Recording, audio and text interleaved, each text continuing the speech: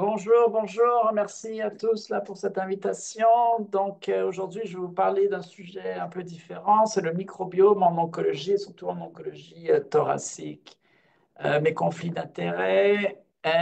Juste pour repartir un petit peu sur des choses, l'immunothérapie, comme vous le savez probablement, a changé la prise en charge des patients qui ont un cancer du poumon, un cancer de la peau. L'immunothérapie avec les immune checkpoints, que ce soit le CTLA-4 ou l'anti-PD1, PDL1, réactive les cellules immunitaires contre les cellules tumorales et a vraiment changé la façon dont on traite l'oncologie, puisque depuis là, une dizaine d'années, plus de 50% de tous les cancers, de tous les patients qui vivent avec un cancer, sont traités avec des immunothérapies. Et vous allez voir que dans le mélanome, l'évolution du mélanome, quand j'étais étudiant, résident, on donnait de la chimiothérapie. Vous voyez que l'efficacité de la chimiothérapie était très limitée puisque l'espérance de vie moyenne était de l'ordre de 6 mois. Avec la première immunothérapie dès 2010, l'anti-CTLA-4, 20% des patients en vie étaient encore en vie à 5 ans. Et l'anti-PD1 a augmenté ce chiffre à près de 50%. Et la combinaison de l'anti-PD1 et de l'anti-CTLA-4 a augmenté à plus de 50% d'espérance de vie, voire même de guérison chez les patients avec un mélanome métastatique. Et maintenant, l'immunothérapie est vraiment la pierre angulaire du traitement dans le mélanome. Qu'est-ce qu'il en est pour le cancer du poumon? Le cancer du poumon, c'est aussi la même chose. Si on n'a pas de mutation actionnable, GFR-ALK, le traitement, c'est à base d'immunothérapie. Si votre PDL1 est au-dessus de 50%, c'est l'immunothérapie seule. Si votre PDL1 est en bas de 50%, c'est chimio-immunothérapie. Et là encore, on a des courbes de survie qui sont extraordinaires avec de 20 jusqu'à 30% des patients qui sont encore en vie à 5 ans. C'est extraordinaire, mais il faut faire mieux parce que malheureusement, beaucoup de patients progressent et on va essayer de vous montrer comment on peut faire mieux. Aussi, une grande nouveauté pour laquelle Montréal doit être fier, le Québec doit être fier, on doit être fier de nos chirurgiens et du travail qu'on a réalisé avec l'immunothérapie en néoadjuvant. Donc là, c'est avant de vous opérer, quand vous avez un cancer limité, opérable, grâce à ces deux grands chirurgiens de Montréal, le Dr Spicer et le Dr Lieberman, qui ont été vraiment les pionniers dans ces études. On donne 3 cycles de chimio suivis avec de l'immunothérapie et on opère les patients par la suite. Et ce qui est assez extraordinaire, c'est qu'un patient sur quatre, un patient sur quatre n'a plus de tumeur quand le chirurgien va enlever le poumon. Et donc là, vraiment, on essaie de comprendre qui sont ces patients, parce que même certains patients ne pourraient plus être opérés, comme on fait dans certaines histologies, et de voir aussi comment on peut augmenter ce chiffre de 24% à, pourquoi pas, 100%. Et comment mon laboratoire, mon équipe travaille, ou quelle visée ou quelle vision nous avons, c'est par les microbes du tube digestif. Donc ça peut paraître fou que je vous dise que les microbes du tube digestif peuvent augmenter l'efficacité de l'immunothérapie. En fait, si vous pensez ça, vous n'êtes pas les seuls, puisqu'en 2014-2017, quand j'étais à Paris pour mon PhD, tout le monde se moquait de moi et ça a été bien écrit là dans Nature. Mais depuis moins de 10 ans, vraiment plusieurs découvertes je vais vous présenter aujourd'hui ont vraiment révolutionné le microbiome intestinal d'une blague à qui est devenu maintenant un des hallmarks of cancer, donc un des facteurs les plus importants dans le cancer. Donc, pour revenir au microbiome, moi, je vous admets, quand j'étais étudiant en médecine, pendant toute ma résidence, j'ai jamais entendu parler du microbiome. Et pourquoi? C'est parce qu'à l'époque, on ne comprenait pas encore sa complexité et on n'avait pas les techniques de séquençage. Donc, le microbiome, c'est l'ensemble des bactéries qui nous colonisent. On a des bactéries de partout. Moi, je vais m'intéresser surtout aux bactéries du tube digestif qui sont les plus abondantes, puisqu'on est à 10 exposants 11, 10 exposants 12 bactéries. Donc, plus de bactéries, plus de bagages génétiques dans votre côlon que dans votre propre corps. Et le microbiome, ce qu'on sait, c'est que c'est les 2 premières années de vie qui sont les plus importantes. Donc, si vous naissez par voie vaginale, naturelle ou par césarienne, déjà là, vous perdez le microbiome de votre maman si vous naissez par césarienne. Et les 2 premières années, c'est là où les enfants sont exposés à toutes les bactéries. On pense qu'il y a un deuxième niveau d'éducation des lymphocytes T, et c'est pour ça que c'est important d'essayer de ne pas surprescrire des antibiotiques et que les enfants soient quand même exposés à la vraie vie et pas avoir des enfants bulles, puisqu'on sait que certaines maladies, dont les maladies auto-immunes et peut-être voire même le cancer, augmente et peut-être en lien avec cette société trop propre dans laquelle nous vivons. Et même si je vais m'intéresser uniquement aux bactéries, il y a autre chose dans notre tube digestif. Il y a les virus, les archées et les champignons. Et on a tout un nouveau programme de recherche sur les champignons dans le tube digestif. Donc, comme je vous ai dit, il y a 4 grandes découvertes qui ont vraiment propulsé le microbiome d'une blague à vraiment maintenant qui change la pratique médicale. Et je peux vous dire avec fierté que cette année, au Grand Congrès d'oncologie américain, donc de l'ASCO, il va y avoir une session dédiée au microbiome. Donc, la première grande découverte, ça a été quand on a fait la métagénomique. Donc, on a regardé la composition des selles des patients qui avaient un cancer du poumon traités par immunothérapie. On s'est rendu compte qu'en séquençant les selles de ces patients, ceux qui répondaient à l'immunothérapie avaient un microbiome différent avec une bactérie, la Akkermansia muciniphila, qui était augmentée. On a validé ces résultats dans une deuxième étude, cette fois-ci 338 patients, dont une centaine viennent de Montréal. Et là encore, ceux qui ont la Akkermansia dans leurs selles répondent mieux à l'immunothérapie. Je vous ai dit aussi que maintenant l'immunothérapie est devenue un standard chez les patients qui sont opérés. Et une étude américaine a encore une fois montré que la Akkermansia était augmentée chez les patients qui allaient bien répondre à l'immunothérapie en néoadjuvant. L'étape suivante, c'est de prouver que le microbiome était vraiment capable de dicter la réponse à l'immunothérapie. Pour cela, on a humanisé le microbiome de souris. Donc, on a pris les selles de patients avec un cancer du poumon qui avaient répondu à l'immunothérapie. On les a transférés à des souris. Donc, la souris devient comme un petit humain avec un microbiome de patient. On met une tumeur, on met de l'immunothérapie. Si on prend des selles de patients qui ne répondaient pas, vous voyez que l'immunothérapie ne fonctionne pas. Et si on prend des selles de patients qui répondent, qu'on le transfère à des souris, on met une tumeur, on met de l'immunothérapie, ça se met à répondre. C'était vraiment la première preuve de concept que les bactéries dans votre tube digestif pouvaient transmettre une réponse ou pas à l'immunothérapie. On l'a fait dans beaucoup de patients et on montre que quand vous avez des bonnes bactéries chez le patient, quand on les transfère à la souris, ça augmente les bonnes cellules. Est-ce que c'est qu'une bactérie, pas de bactérie? Est-ce que c'est une bactérie au Canada, en France, aux États-Unis, au Japon? Ça, c'est une grande question dont on n'a pas encore la réponse. On a publié ce papier il y a maintenant 2 ans. On a pris toutes les études de métagénomie, donc de séquençage du microbiome. Donc, chaque colonne est une bactérie, chaque colonne, pardon, est une étude, chaque ligne est une bactérie. Et quand on regarde patients mélanome ou cancer du poumon traités par immunothérapie, et quand on regarde les patients répondeurs par rapport aux patients non répondeurs, on voit qu'en bleu, c'est toutes les bactéries augmentées chez les répondeurs et en rouge, chez les non répondeurs. Et il semble y avoir une commonalité, donc c'est toujours les mêmes bactéries qui semblent être augmentées, surtout chez les non répondeurs, quel que soit votre pays, voire même quel que soit le type de cancer. Et ça doit être validé de façon prospective et de façon internationale. La deuxième grande découverte qu'on a réalisée, c'est que quand on donne des antibiotiques, donc vous tuez les mauvaises bactéries, mais aussi vous tuez les bactéries de votre tube digestif, de votre microbiome, vous mettez de l'immunothérapie dans la souris, ça ne fonctionne pas. Quand je faisais ces expériences chez la souris, je me suis dit, mais qu'est-ce qu'il en est de mes patients qui reçoivent de l'immunothérapie? Et on a publié ce premier papier en 2018 où on a montré que ceux qui reçoivent de l'immunothérapie avant de pardon, ceux qui reçoivent des antibiotiques avant de recevoir leur immunothérapie, malheureusement, meurent et progressent plus rapidement.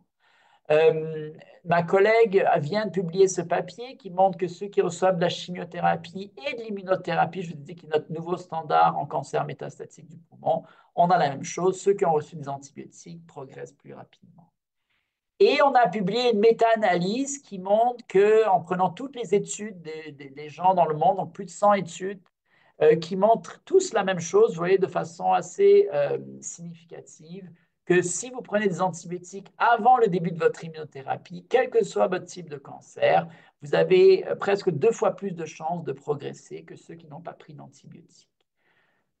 Et donc maintenant, on commence à comprendre quels sont les mécanismes de ces antibiotiques, parce que vous pourrez me dire, ben, c'est normal, si vous êtes sous antibiotiques, vous êtes plus malade, vous êtes en moins bonne santé, vous êtes hospitalisé.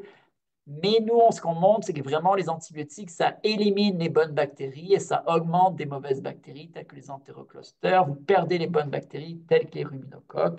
Et sans aller dans trop de détails, on a découvert le mécanisme par lequel les lymphocytes T, ceux qui sont inhibiteurs, ceux qui bloquent la réponse à l'immunothérapie, quand on redonne des antibiotiques, partent dans la tumeur chez la souris et vraiment bloquent l'efficacité de l'immunothérapie. Et on a utilisé ce marqueur qui s'appelle le MADCAM chez les patients. Et tout comme chez la souris, ceux qui ont un MADCAM bas sont ceux qui ont pris des antibiotiques et ceux qui ont une faible expression de ce marqueur, malheureusement, progressent plus rapidement.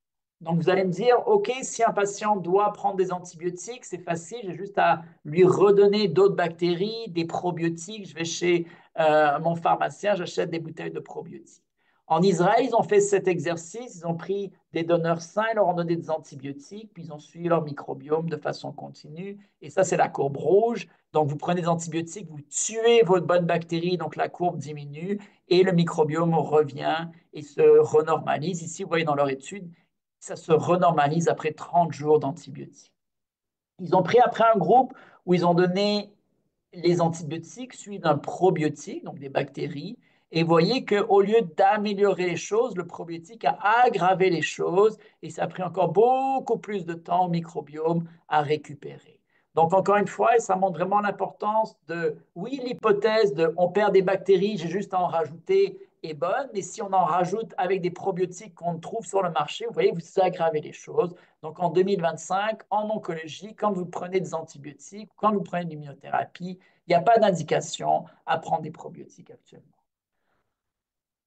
Nous, on a travaillé avec une compagnie de charbon activé qui ont développé une capsule qui s'ouvre dans le petit intestin. Et là, le but, c'était de prendre des antibiotiques dans le petit intestin pour empêcher qu'ils tuent les bactéries dans le petit intestin. Et ici, vous voyez que quand on donne, on a fait une grosse étude sur 70 donneurs sains, antibiotiques tout seul, antibiotiques avec la capsule de charbon.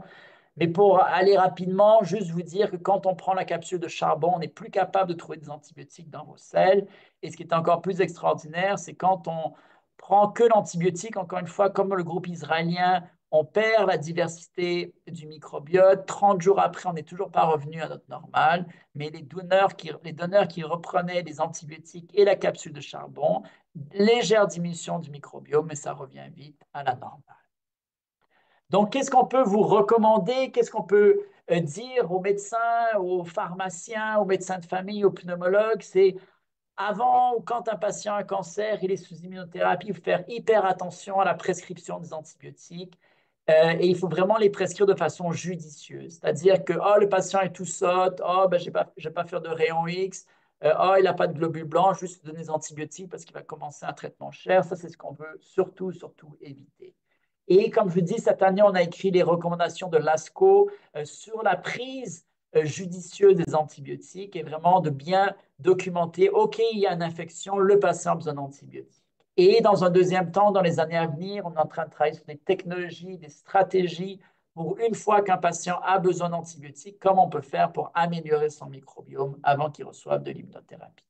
Et juste pour vous montrer un petit peu les statistiques, donc moi je suis arrivé au CHUM en 2018. Dans nos études, là, dans l'étude, la méta-analyse, 22% des patients étaient sous antibiotiques. Et depuis 2018, au CHUM, là, on a diminué à 10% la prise d'antibiotiques avant l'immunothérapie. Donc, juste des recommandations de dire aux médecins, faites attention, assurez-vous qu'il y a une infection bactérienne. S'il y a une infection bactérienne, allez-y traiter. Mais s'il n'y a pas d'infection bactérienne, ne donnez pas d'antibiotiques. La troisième grande observation, ça a été comment on peut modifier le microbiome. Et la façon la plus simple de modifier le microbiome, c'est avec la greffe fécale, donc un traitement qui est approuvé pour le Clostridium difficile. Encore une fois, on est parti, nous, dans la souris. On a pris des selles de patients qui ne répondaient pas à l'immunothérapie. Je vous ai dit, quand vous transférez ces selles à des souris, ça ne fonctionne pas. Mais on a fait un deuxième greffe fécale, mais cette fois-ci avec des selles de patients qui avaient répondu à l'immunothérapie. Et on était capable, dans la souris, de montrer qu'on était capable de transformer le microbiome et d'augmenter l'efficacité de l'immunothérapie. Pendant qu'on faisait cela chez la souris, en Israël et à Pittsburgh, ils ont fait la même chose chez des patients avec des mélanomes réfractaires à l'immunothérapie. Donc, ce n'est pas des RAF positifs actuellement, c'est soins palliatifs. Ici, ils ont dit, ben, on va rechallenger avec une greffe fécale et remettre de l'immunothérapie. Et 3 patients sur 10 sont mis à répondre, 6 sur 15 sont mis à répondre. Quand je suis arrivé au Québec en 2018, on a dit on va faire la même chose, mais cette fois-ci en mélanome en première ligne. Et là, encore une fois, on s'attendait à une réponse de 45% et on a eu 65% de réponse en faisant un traitement de greffe fécale juste une semaine avant de débuter l'immunothérapie. Et la première patiente dans cette étude a décidé de vous partager son expérience avec vous aujourd'hui. Ça a super bien été. Ça m'a surpris. Je pensais que j'aurais de la difficulté, que ça passerait pas. Mais non, ça a très bien été. Je me dirais, ça allait très bien. En tout cas, je trouve que si d'autres personnes peuvent faire, si on peut apporter des résultats positifs, j'espère que d'autres personnes vont suivre. Je pense que c'est un peu plus d'espoir que ça donne à notre vie. Ça a super bien. Donc la bonne nouvelle, c'est que Madame Bouchard est en réponse complète maintenant à plus de 4 ans après son traitement et on leur remercie grandement. Donc, pour revenir au cancer du poumon, on a complété une deuxième étude, cette fois-ci avec le docteur El Krief, où les patients reçoivent le même traitement, donc une préparation pour le tube digestif, les capsules de donneur sain et dans le bras, cancer du poumon, patients avec PD-L1 supérieur à 50%, donc qui reçoivent de l'immunothérapie seule. Et l'objectif primaire était la réponse Objective Response Rate. Et je suis heureux de vous présenter les datas qui ont été présentées maintenant il y a 6 mois au World Lung, où on montre que 80% des patients ont répondu. Je vous disais qu'on s'attendait à 45% de réponses. Et notre primary endpoint, c'est un objective response rate de 64%. Donc, on est à plus de 15% au-delà de ce qu'on s'attendait comme objectif primaire. Donc, c'est vraiment super encourageant. Et les patients, en plus, ont eu des réponses là très prolongées. Donc, vous allez voir, et dans les congrès, là, on part à l'ASCO en juin, à l'ESMO en octobre, mais de plus en plus d'études sont sorties, vont sortir positives. Et au Canada, encore une fois, on doit être fier. Le docteur Elkrieff vient d'inclure hier le premier patient de les grandes études mélanome randomisées de 128 patients dans 15 centres au Canada. Encore une fois, tout ça piloté au Québec. On doit être fier de ce qui se passe au Québec. Ce n'est pas toujours en Ontario, mais au Québec, il se passe de très grandes choses. Et là, vous voyez que dans cette étude, les patients vont recevoir de l'immunothérapie, plus ou moins une greffe fécale, et on espère avoir des très beaux résultats. Toutefois, malgré mon engouement pour la greffe fécale, je vous admets, c'est très difficile. On ne comprend pas exactement le mécanisme d'action entre les bactéries qu'on donne, les bactéries du donneur, les bactéries du receveur. C'est très difficile de trouver des donneurs sains et malheureusement, on s'est rendu compte dans nos études que les donneurs, leur microbiome change au cours du temps et il y a bien sûr le risque de transférer des infections telles que le C. diff, le monkeypox et le COVID. Donc, la greffe fécale, c'est bien, c'est une preuve de concept, mais il faut vraiment passer à la nouvelle génération. Il y a des études sur le microbiome plus personnalisées que je vais vous présenter. Donc, si on donne des bactéries, donc il y a une seule bactérie pour le moment qui semble avoir fonctionné dans le cancer du rein cette fois-ci. C'est le groupe de Sumantapal à Los Angeles qui a 2 études positives dans le cancer du rein traitées avec double immunothérapie, plus la bactérie Clostridium butyricum 588 ou un TKI avec le nivolumab, plus la bactérie. Des très belles réponses dans le bras avec la triple thérapie. Toutefois, ce qui était difficile à comprendre, c'est que le microbiome des patients n'avait pas trop changé. Nous, ici au CHUM, on travaille et on a découvert un polyphénol, donc c'est des molécules, des grosses molécules qui sont capables de changer le microbiome. Et sans vous aller dans trop de détails scientifiques, mais on a découvert d'une baie brésilienne ce polyphénol et dans multiples modèles murins, on montre que ce polyphénol a une activité antitumorale et transforme des tumeurs résistantes à l'immunothérapie, sensibles à l'immunothérapie et améliore vraiment le microbiome chez nos souris. Encore une fois, pendant qu'on faisait ça chez nos souris à l'hôpital juif, ils se sont dit, ah ben super, eux ils font ça chez la souris. Nous, on va tester chez 2 patients cancer du mélanome avec de l'immunothérapie et 2 patients qui étaient réfractaires à l'immunothérapie sont mis à répondre à l'immunothérapie avec ce camu-camu. Et on vient de compléter une étude clinique en mélanome et en cancer du poumon, où là, on donne du camu-camu aux patients avant qu'ils reçoivent leur immunothérapie. Et je serai heureux de présenter ces résultats au congrès là, dans 3 semaines à Chicago. Et je peux vous dire, les résultats sont super encourageants. Finalement, vous allez me dire, qu'est-ce qu'il en est de la diète? J'entends les nutritionnistes qui me disent, ah, quoi manger pour le cancer. Même dans mon institution, vous recevez des guides sur qu'est-ce que vous devez manger pour que votre cancer ne revienne pas, qu'est-ce que vous devez manger pour augmenter l'efficacité des traitements. Et malheureusement, je vais vous dire, ben, tous ces livres, toutes ces recettes, ben, c'est faux, puisque regardez ce que nous disent les vrais savants, les vrais gens qui font des études, qui regardent les études, c'est qu'on ne comprend rien et qu'il n'y a aucune recommandation qu'on peut vous faire en 2025. Et ça, j'aimerais vraiment mettre l'emphase là-dessus parce qu'encore une fois, la semaine dernière, on m'a demandé de parler à une nutritionniste qui nous a dit que le curcuma, que les légumes verts, que ça allait augmenter, booster votre système immunitaire, prévenir le cancer et guérir le cancer. Malheureusement, on n'a aucune preuve pour le moment. Mais, on y travaille et on s'y intéresse de façon scientifique et médicale et propre et pas pour vous vendre des recettes maison. Parce que le groupe du MD Anderson à Houston a vraiment, de façon élégamment, démontré que les patients qui mangent beaucoup de fibres avec un mélanome répondaient mieux à l'immunothérapie. Et ça, c'est les datas du CHUM, 147 patients cancer du poumon. On s'est rendu compte que ceux qui mangeaient beaucoup, pas beaucoup de fibres, ben, ça ne changeait pas grand-chose. Mais on s'est surtout rendu compte que les patients du CHUM, cancer du poumon, mangeaient malheureusement très mal, puisque la médiane de fibres était de 100 grammes par jour, de 16 grammes par jour. Et Nutrition Canada nous recommande 25 grammes pour les hommes et 20 grammes pour les femmes. Donc, on s'est surtout rendu compte que les patients mangeaient très mal. Et suite à ça, on a fait une étude clinique qui est quasiment complétée avec une nutritionniste sponsorisée par la Fondation Terry Fox, que je remercie grandement, où les patients cancer du poumon du CHUM viennent à la clinique et sont randomisés dans un bras standard où on dit, ben voilà, l'ASCO nous dit de rien vous dire, donc vous faites un questionnaire alimentaire avant votre immunothérapie, bonne chance, et on vous revoit dans 3 mois avec un nouveau questionnaire alimentaire.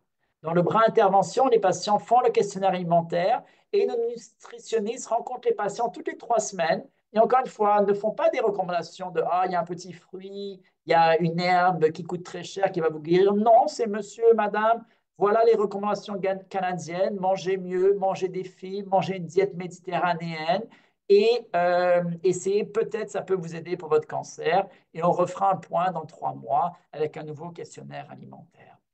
Et regardez les résultats préliminaires dans le groupe contrôle. Vous voyez qu'avant et 3 mois plus tard, les gens n'ont pas changé leur diète et il n'y a eu aucun delta de changement dans la diète. Toutefois, dans le groupe intervention, les gens ont augmenté de 10 grammes leurs fibres par jour. Et encore une fois, c'est un petit peu tôt pour dire si ça a changé leur microbiome, ça a changé les réponses cliniques, mais au moins on est capable de montrer qu'une intervention simple d'une nutritionniste peut changer la diète du patient et on espère qu'on va être capable de le montrer, son microbiome et sa réponse à l'immunothérapie. Donc, encore une fois, en conclusion, j'espère que je vous ai convaincu que le microbiome intestinal, ça fait maintenant partie de l'oncologie.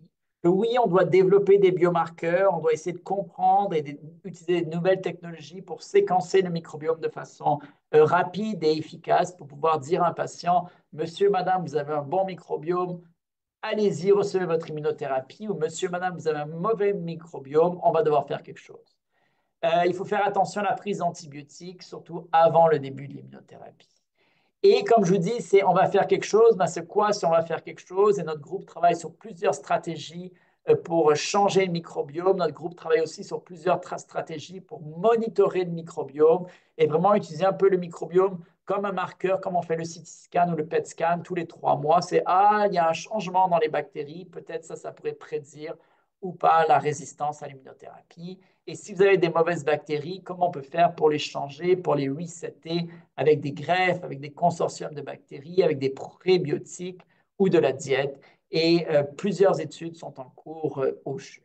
Et encore une fois, ce travail ne serait pas possible sans mon équipe qui est vraiment extraordinaire, le docteur El Krief, le docteur Jamal, Myriam, Julie, les nutritionnistes et tous les étudiants qui travaillent jour et nuit pour vraiment amener ces nouvelles technologies aux patients et aux Québécois. Merci beaucoup. Merci, Dr. Routier, pour cette belle présentation. Nous avons maintenant des questions pour vous. Je vous donne la première. Comment est-ce possible d'avoir accès au traitement de microbiote? Donc, il y a des études cliniques qui sont actuellement ouvertes. Donc, en mélanome, il y a l'étude donc, ME17 qui est ouverte au CHUM, qui est ouverte à McGill, au Jewish et qui devrait ouvrir aussi à Charlemagne très bientôt. Donc, si vous avez un mélanome métastatique en première ligne, vous n'avez jamais reçu d'immunothérapie, vous pouvez demander à votre oncologue de vous référer à un de ces centres et nous serons heureux de vous recevoir. Actuellement, en cancer du poumon, on a terminé les études de poumon, mais on devrait être capable d'en ouvrir une avant la fin de l'année. Donc, encore une fois, c'est si vous avez un nouveau diagnostic de cancer, vous parlez-en à votre oncologue. Et c'est très important aussi d'augmenter le nombre de patients au Québec dans les études cliniques. C'est important aussi de pas avoir peur d'aller dans un autre centre, de demander un deuxième avis pour les patients qui ont des traitements. Parce que avoir un deuxième avis, faire partie d'une étude clinique, c'est important. Merci pour cette réponse. J'ai une autre question pour vous. Y a-t-il des patients qui ont remarqué des changements significatifs en modifiant leur microbiote? Des changements significatifs. Donc, nous, on a des très bons changements en termes de réponse clinique, mais les patients n'ont pas d'effets secondaires délétères, pas de nausées, pas de vomissements. Et ces changements, pour le moment, semblent être que bénéfiques. On n'a pas vu d'effets secondaires délétères. Eh bien, j'en ai une petite dernière pour vous. Comment les proches peuvent-ils soutenir les patients dans les efforts pour améliorer leur microbiote?